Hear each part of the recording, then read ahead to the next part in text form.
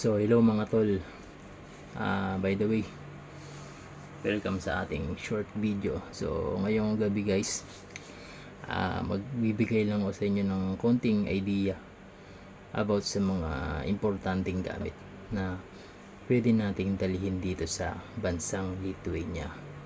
So ngayon guys, ang oras dito is 10:49 PM ng gabi. So dito guys is medyo malamig ngayong gabi na to guys. So nasa 15 degree or 18 degree lang pala, sorry. So guys, ayun, simulan natin yung short video natin ngayon guys. Yung pinaka importanteng topic natin ngayong gabi is yung mga importanteng bagay na pwede nating dalhin dito sa bansang Lithuania. So tara guys, simulan na natin. So ang una dyan guys, kailangan natin magdala rito ng universal adapter. So ano nga po ba yung universal adapter? So ito guys is yung European adapter kung tawagin dito guys. So ito is napaka importanteng dalhin natin dito sa bansang Lithuania dahil ito ay napaka kakailanganin natin pagdating dito. So hindi na kasi kakagaya sa Pilipinas na yung mga saksakan dito sa bansang Lithuania is paplat pa siya or yung ordinaryong saksakan na nakikita natin sa Pilipinas. So usually yung saksakan dito sa Lithuania is na siya, round or bilog na po siya. So ang kailangan natin dalhin is universal adapter, mga kagaya na to guys. So sample natin. So ito guys, nabili ko lang siya sa may Shopee. Wala pa naman siyang 200 pesos, 99 pesos lang yata pili ko dito guys. So ito guys, universal adapter siya. So marami siyang function, marami siyang pwedeng i-use. So pwede mo siyang gamitin kahit sa country since universal siya. So meron siyang round kagaya sa Pilipinas, ng round na saksakan. So since nasa Europe tayo, ito yung pinaka-importante natin na gagamitin dyan. Itong saksakan na to, bilog. So ito yung pinaka-importante nating gagamitin dito sa Europe or sa Lithuania dahil yung mga saksakan dito is bilog na siya guys. Wala ka na makikita mga naka-flat na saksakan.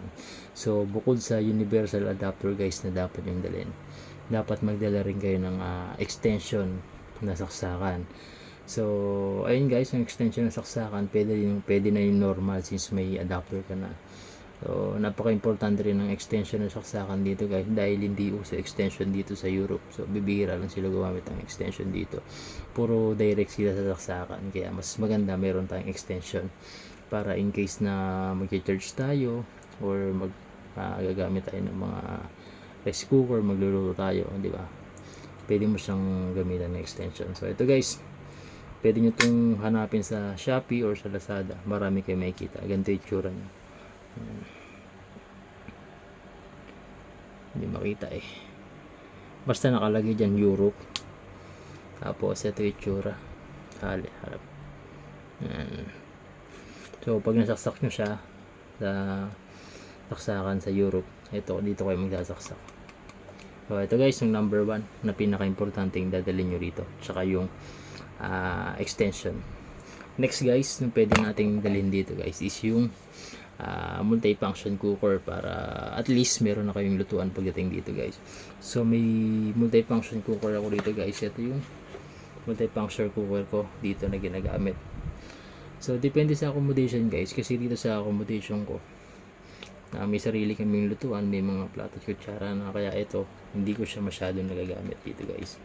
So mas okay na rin na magdala kayo nito in case na nung maging accommodation nyo rito pagdating is walang sariling lutuan, at least handa kayo, magdala na rin kayo ng isang plato or kutsara, tinidor para all in na. So dito pwede ka magluto ng kanin, pwede ka magluto ng ulam, may sabaw, or magprito ng itlog, mga manok. Tapos pwede ka rin mag-init ng tubig kung magkakape ka. So ito guys, kaya siya nasabing multi-function cooker.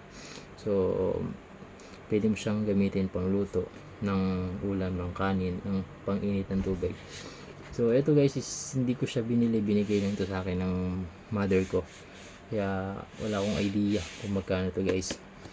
Bali pag dito ko kasi bumili sa Europe, medyo may kamahalan na siya, kaya karaniwan ng mga pupunta rito, mga magpa-flight galing Pilipinas, bumibili na talaga ng ganito kasi isa to sa napaka-importante na magagamit nyo pagdating sa bansang Europe, lalo na kung mag-isa lang kayo, wala kayong kasama sa magiging accommodation nyo. Malaking tulong po to guys. So ito yung pangalawa, pwede kayo maghanap nito sa sa Shopee. Usually naman sa Shopee, marami kayo nito sa Shopee, marami kayo makikita ito guys. So next natin guys, wala akong picture, dala rin kayo ng mga medicine or ng gamot. So dapat ayun yung pinaka huwag niyo kakalimutan. Siyempre hindi natin kabisado yung mga gamot dito sa Europe. So, mas maganda magdala tayo ng sarili nating gamot, mga BioFlu, Biogesic, Alaxan or pangsakit sa tiyan, may Penamic, mga ganun. Magdala kayo anything na gamot na pwede nyong maging pang remedyo sa katawan nyo pag halimbawang may sumakit, para at least ready tayo. Also, libre naman ng mga gamot dito pagdating sa trabaho nyo, pero mas maganda pa rin yung ready tayo, may dala tayong gamot.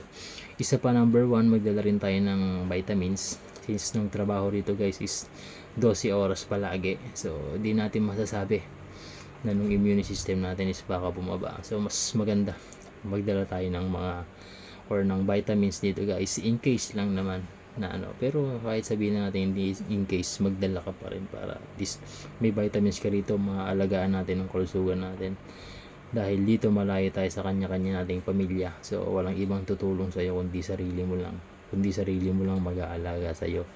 Kaya magdala ka ng sarili mong gamot, then vitamins. So yun guys.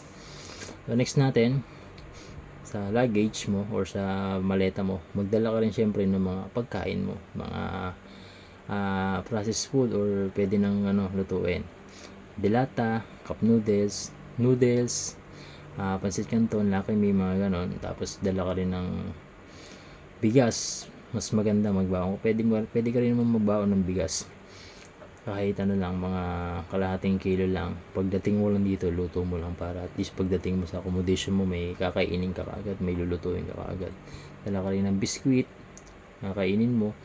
Bukod nung biskwit mo sa maleta mo, tapos dun sa hand carry mo, para in case na gutumin ka sa loob ng eroplano, meron kang madudukot na biskwit sa hand carry bag mo. Tapos maglagay ka rin ng gamot sa hand carry bag mo, para in case na may hilo di ba, may inumin kang gamot. So ayun guys, tsaka bawal pala magdala ng mga fresh food sa maleta natin. Pwede siyang kasi baka mabulok or mamaho, kaya pinagbabawal siya. So ayun lang naman guys ng mga usually importante na pwede nating dalhin dito. Tapos syempre yung mga documents natin dapat kompleto lagi, yung passport, ng TRP card natin sa mga papuntang Lithuania, punta dito sa bansang Europe. Wag natin kakalimutan ng mga importanteng papeles na ipapakita natin sa airport, sa mga embassy. Yun guys. Tapos pa ba, kung kaya magdala rin kayo ng mga hanger. Pwede rin kayo magdala ng hanger kasi mahal din ng hanger dito. Bumili ako sa ng hanger sa grocery dito, yata 10 euro. So compare mo sa pag Pilipinas ka bibili, medyo may kamurahan.